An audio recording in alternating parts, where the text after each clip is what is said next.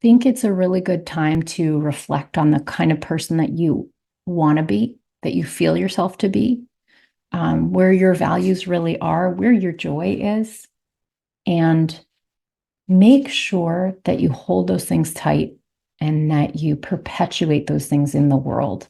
I think when I see monstrous behavior out in the world, I think the worst possible outcome is for me to use that as an excuse to behave that way myself.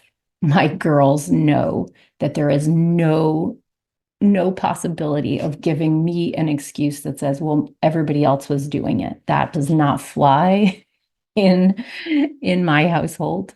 My children are expected to uphold their values at all times, and it does not matter how many people around them are doing things that they know are wrong. It's not permission to do things they know are wrong.